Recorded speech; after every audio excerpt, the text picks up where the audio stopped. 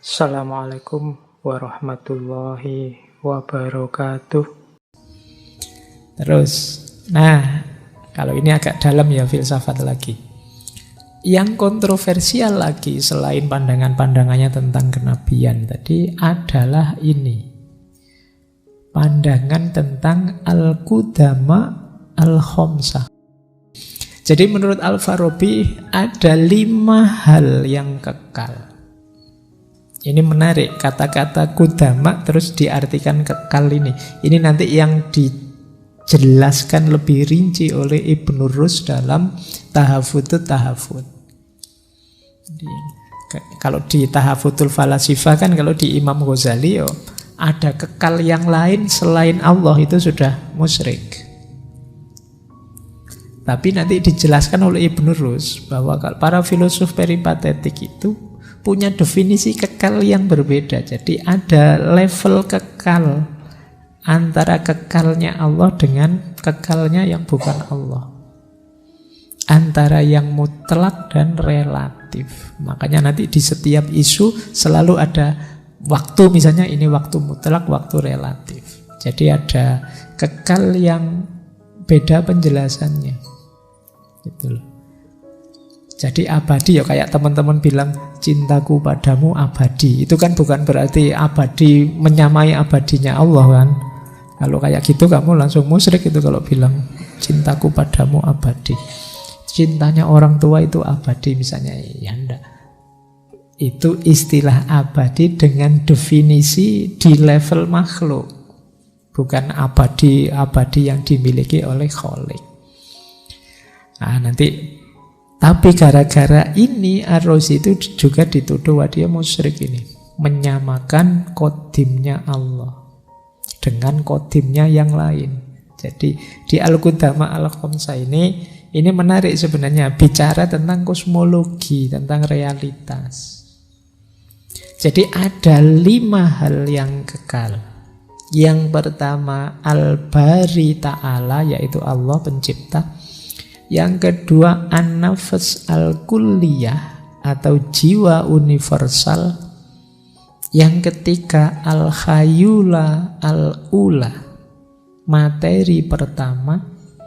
Yang keempat al-makan al-mutlak, tempat atau ruang yang mutlak. Dan yang kelima az-zaman al-mutlak, waktu yang mutlak. Jadi Allah, jiwa, materi, ruang, dan waktu. Ini 5 hal yang menurut Ar-Razi sifatnya niscaya, kudama, kekal, mutlak. Kalau Allah jelas. Itu teman-teman kalau baca di kitab beliau yang terakhir, kitab yang terkenal kan beliau menulis Siratul Falsafiyah. Jadi jalan para filosof atau mungkin pasnya jalan filosofis. Al-Bari Ta'ala itu maksudnya Allah. Allah yang pencipta, Allah yang maha tinggi, yang maha tahu, yang maha sempurna. Itu diantara uraian-uraiannya Ar-Raziyah. Allah yang ketetapannya, kebijakannya selalu serius.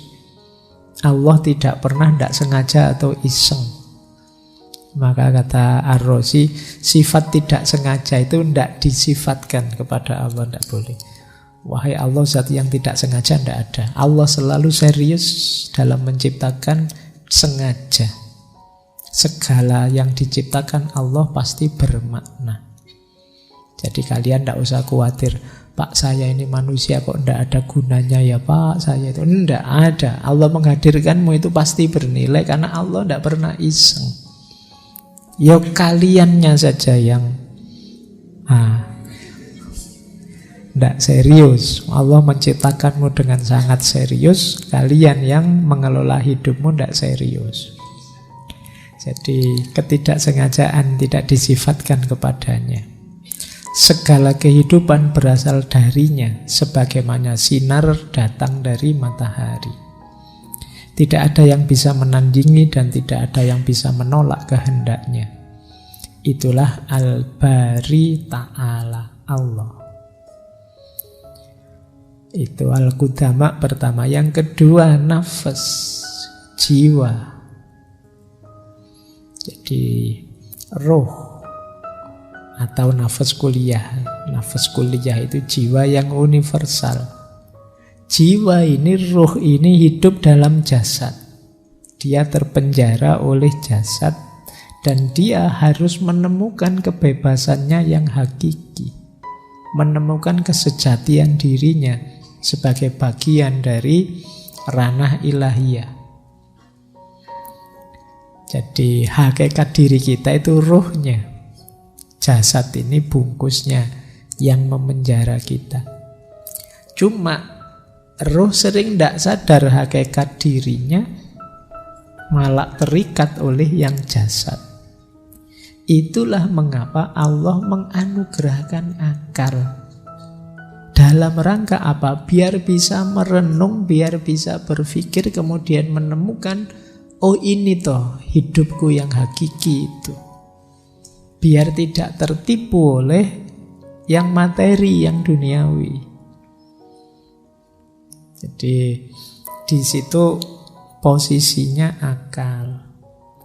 Nah, karena bekal untuk menemukan kesejatian itu akal, maka kata Ar-Razi, jalan untuk hidup hakiki itu filsafat.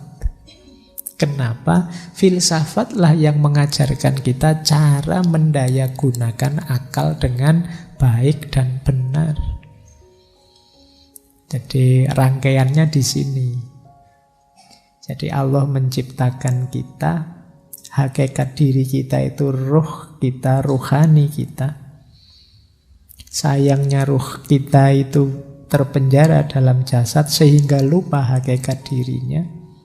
Tapi Allah sayang pada kita, maka Allah menganugerahi akal yang itu kendaraan kita untuk menyadari kembali hakikat diri kita. Maka akal ini paling mulia, paling berharga karena berhubungan dengan kesadaran kita yang lebih hakiki. Jadi roh ini juga mutlak sifatnya. Kenapa? Ya buktinya kita ini faktanya hidup sekarang. Yang itu pasti tidak casingnya, tidak jasadnya saja. Buktinya apa? Ada orang mati. Kalau kata Hai bin Yaqdhan dulu kan dia heran kok ada yang ngasuh dia rusa kok mati. Ini fisiknya masih utuh, tidak berkurang satu pun apa. Tapi kok sekarang tidak bisa ngapa-ngapain. Pasti ada sesuatu yang dulu ada di dalam sekarang meninggalkan. Nah ini pandangan-pandangan tentang roh yang ada dalam jasad. Jadi yang kedua ini juga mutlak. Yang ketiga yang juga mutlak adalah materi. Jadi Ar-Razi ini cara berpikirnya tentang materi mirip seperti Demokritos. Demokritos ya, bukan obat nyamuk itu loh. Itu Demokritos yang filosof Yunani kuno yang dikenal dengan teori atomnya. Jadi materi yang ada ini sifatnya, bentuk paling dasarnya ya atom itu. Atom itu saling berkait, saling bertemu membentuk sesuatu, dan itu yang materi macam-macam yang kita lihat. Jadi materi itu rangkaian dari atom-atom. Nah, dia bertemu dan berpisah, itu atom-atom. Kalau meja, pohon atau apa itu ya bentuk atomnya apa. Nanti kalau manusia dari atom apa, fisiknya ya materinya. Kalau tadi kan ruhnya. Jadi materi itu unsur paling dasarnya atom, yang itu saling bertemu dan berpisah. Jadi di end-nya materi itu kan mengurai jadi atom lagi. Kalau kita nanti meninggal, dimakamkan kan terus hancur diri kita kan berubah, mengurai, kembali lagi jadi atom-atom. Cara berpikir seperti ini itu adanya di Yunani kuno, Demokritos. Kalau teman-teman sulit membayangkan, bayangkan kayak mainannya anak kecil itu loh. Ya, Lego. Jadi Lego itu kan ini digabung-gabung jadi kuda-kudaan. Nah, nanti digabung-gabung lagi jadi apa. Nah, materi itu seperti itu. Berpisah atom-atom, bertemu jadi apa? Berpisah, bertemu jadi apa? Kita secara materi, misalnya sekarang jasad yang seperti ini nanti dikubur, kan kita mengurai, berubah jadi apa? Jadi dia tetap ada, kalau bahasanya kekal, tapi berubah wujud saja. Nah, ini juga mutlak. Ada sesuatu kan tetap pasti ada materinya. Di materi itu sifatnya dalam tanda petik ya kekal. Kekal itu kan tadi sifatnya apa dari apa, kita lahir dari apa, pasti ada lagi, ada lagi, ada lagi, sampai kalau bahasanya Aristoteles itu yang paling awal, yang jadi sebab paling awal, materi yang paling awal. Nah, jadi sifatnya kekal. Kekal dalam arti ya pasti segala sesuatu ada bahan materi awalnya. Tidak mungkin sesuatu itu muncul dari tidak ada apa-apa sama sekali.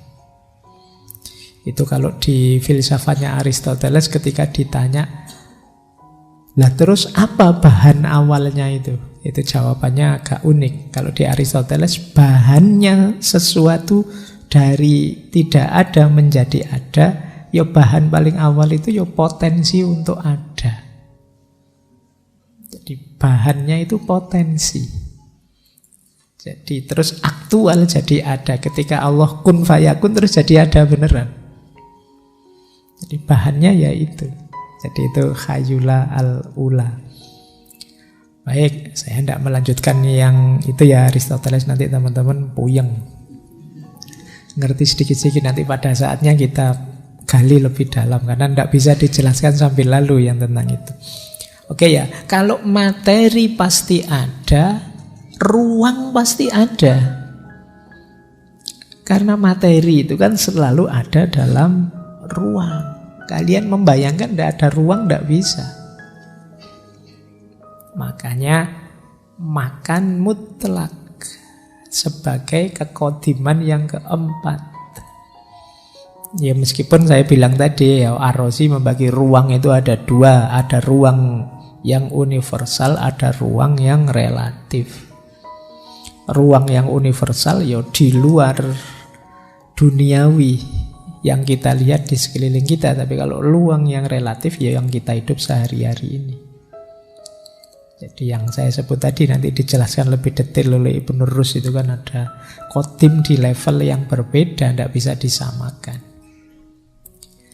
Nah, kalau ruang pasti ada, materi pasti ada, waktu juga pasti ada. Kenapa? Waktu itu kan pergerakan dan perubahannya materi dalam ruang. Tadi, sekarang, nanti, itu kan perubahan-perubahan. Jadi ini mikrofon sekarang berasal dari mikrofon yang tadi. Berubah kan bisa dihitung. Oh ini sudah satu zaman. Nah, ini. Jadi ini waktu. Waktu lahir karena ada materi, ada ruang. Ruang ada karena ada materi. Materi hadir di baliknya ada ruh. Semuanya ada karena ada Tuhan. Tuhan penciptanya, Al-Bari Ta'ala. Inilah Al-Qudama Al-Khomsah. 5 macam kekodiman, 5 kekal. Kalau dalam teorinya Ar-Razi. Oke, baik. Ambil nafas sebentar biar tidak puyeng. Kita malam hari ini filsafatan beneran ya. Biasanya isinya tutur-tutur, jangan stres, jangan depresi. Sekarang diajak depresi. Oke. Nah ini yang kontroversial dari Ar-Razi. Ya, orang kemudian menganggapnya pokoknya dianggap kekal, ya berarti menduakan Tuhan begitu saja. Padahal ya kan ada alurnya. Kalau dipakai alur nanti seperti ini. Jadi di sekitar kita ini kan ya dialektika materi-materi. Dan kalau itu materi, ya pasti berkaitan dengan ruang. Oleh karena itu harus ada ruang, ada tempat. Nah, tadi materi dan ruang itu kan berubah dan berganti, bergerak. Pergerakan materi dan ruang itulah yang disebut waktu. Berarti ya waktu harus ada. Jangan lupa juga di balik materi yang berubah-ubah dalam ruang dan waktu tadi, kan ada kehidupan. Kehidupan itu ya kuncinya disebut kehidupan karena di baliknya ada ruhnya. Jadi di balik yang maujud ada kehidupan. Karena itu ruh pasti ada. Kalau tidak ada ruhnya ya kita bukan manusia yang seperti ini. Kalau tidak ada ruhnya, tidak ada binatang yang seperti itu, tidak ada tumbuhan yang seperti itu. Semua yang ada di alam itu kan ada daya hidup di baliknya. Itulah ruh. Ya kita punya ruh manusia, mungkin binatang, tumbuhan dengan ruhnya masing-masing. Jadi daya hidup yang ada di baliknya. Nah, pada akhirnya proses materi yang bertempat, beruang, berdaya yang namanya ruh, itu kan semuanya berasal dari Al-Bari Ta'ala tadi.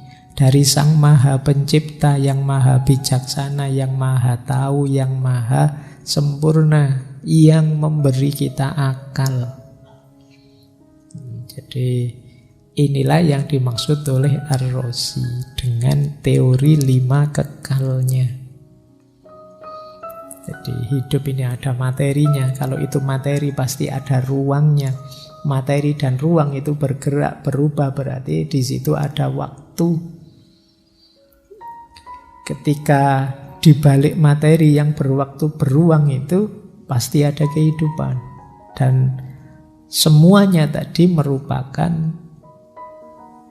bersumber dari Sang Pencipta, Al-Bari Ta'ala. Nah, kalau dibaca dengan rangkaian seperti ini mungkin lebih mudah dipahami teori 5 kekal tadi.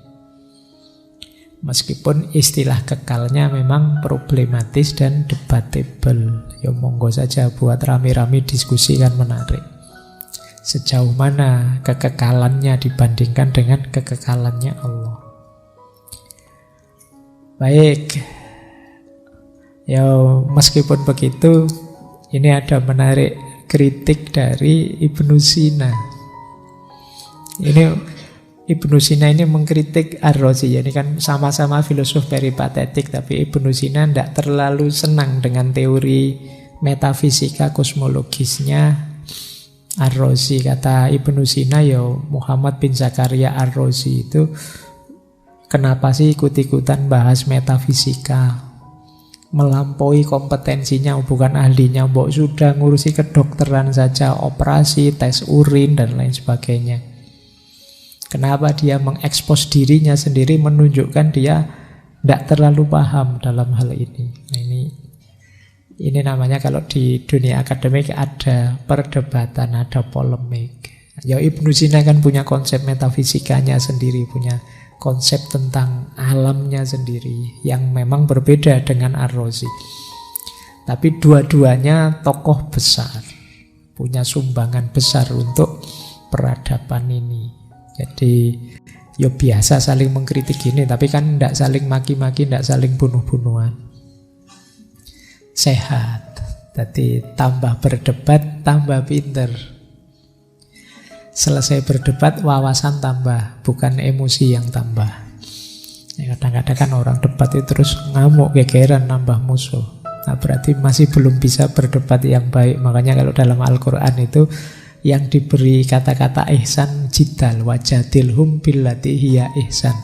Bukan mau idho hasanah billati hiya ihsan. Kalau mau idho itu biasanya simple, satu arah. Begitu debat, yaitu perlu kesiapan emosi. Kalau tidak siap emosi, tidak usah debat. Jadi boleh nanti kalau kalian nyalon presiden, wah saya tidak siap emosinya, saya tidak siap debat. Tidak apa-apa, karena debat memang butuh siap emosi. Kalau tidak ya nanti hasilnya konflik. Kalau konflik tidak produktif, tidak membuahkan sesuatu yang baru. Dulu kita pernah ngaji cara berdebat yang baik. Oke, untuk malam hari ini saya cukupkan sekian dulu. Mohon maaf kalau ada yang kurang berkenan, mungkin 1-2 kekurangan apa, mohon dimaklumi. Kalau ada kekhilafan, kealpaan yang teman-teman ngerti benernya seperti apa, ya silahkan disampaikan. Kurang lebihnya mohon maaf. Wallahul muwaffiq, wallahu a'lam bissawab. Wassalamualaikum warahmatullahi wabarakatuh.